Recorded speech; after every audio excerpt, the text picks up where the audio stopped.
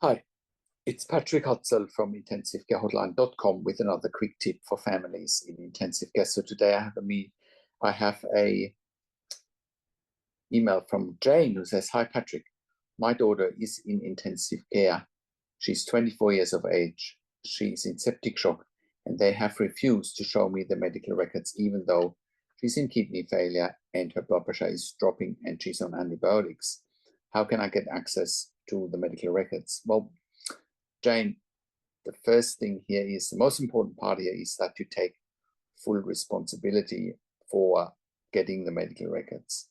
Most families in intensive care, the 99% who don't make informed decisions, who don't get peace of mind, who don't have power, and who don't have control and influence, they don't take responsibility. So the good news is I know you are already taking action because I've spoken to you on the phone, right? So I know you're already taking responsibility, but for anyone watching this who says, "Oh, I can't get access to the medical records," you need to take full responsibility for it. Otherwise, it's not going to happen. So how can you manage a situation like that? Well, the first thing is you present the intensive care team with, in your jurisdiction, wherever you are, there are laws, regulations around your right to access medical records, either for yourself or in this situation, it is for your daughter. And I know I've spoken to you, you are the medical power of attorney, so there's no issue around that. So let's just say the ICU team is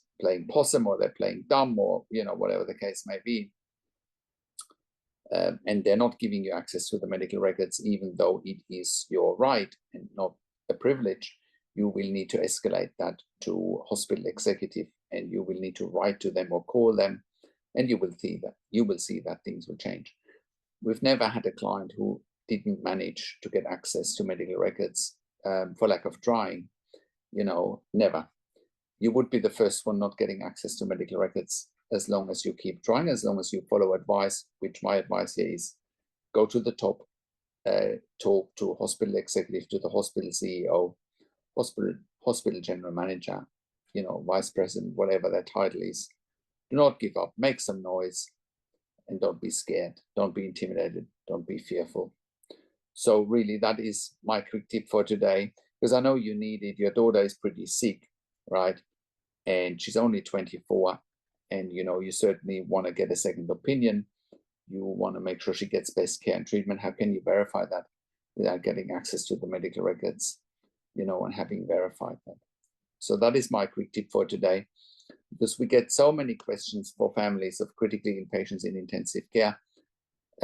We have created a membership for families of critically ill patients in intensive care. And you can become a member if you go to intensivecarehotline.com, if you click on the membership link.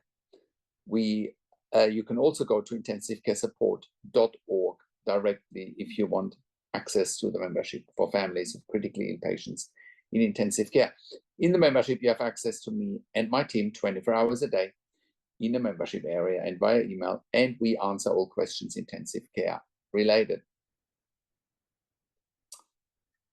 I have worked in critical care and intensive care for nearly 25 years in 3 different countries, where I also worked as a nurse unit manager for over 5 years. And I've been consulting and advocating for families in intensive care all around the world since 2013. And I can say with any shadow of a doubt that we have saved lives for our clients and their family members in intensive care. And you can verify that on our testimonial section or on our podcast section where we interviewed some clients. If you become a member, you also have access to 21 ebooks, 21 videos, specifically designed for families in intensive care. It'll help you steer this incredibly difficult territory that is intensive care, and it'll help you to make informed decisions, have peace of mind, control, power, and influence. I also offer one-on-one consulting and advocacy over the phone, Skype, Zoom, WhatsApp, whichever medium works best for you. And I talk to you and your families directly, but I also talk to doctors and nurses directly, and you can, access my wealth of knowledge in nearly 25 years of intensive care nursing, once again in 3 different countries, where I worked as a nurse manager for over 5 years in intensive care, and where I also have been consulting and advocating for families in intensive care all around the world since 2013. I also represent you in family meetings with intensive care teams, once again, so that you make informed decisions, have peace of mind, control, power, and influence. And when I talk to doctors and nurses directly, whether it's in a family meeting or one-on-one, I ask all the questions that you haven't even considered asking, but must be asked when you have a loved one in intensive care. We also offer medical record reviews in real time so that you can get a second opinion in real time. We also offer medical record reviews after intensive care if you have unanswered questions, if you need closure, or if you are simply suspecting medical negligence. Now, thank you so much for watching. All of that you get at intensivecarehotline.com. Call us on one of the numbers on the top of our website, or simply send us an email to support@intensivecarehotline.com with your questions. And if you like my videos, subscribe to my YouTube channel for regular updates for families of critically ill patients in intensive care. Click the like button, click the notification bell, share the video with your friends and families, and comment below what you want to see next or what questions and insights you have from this video.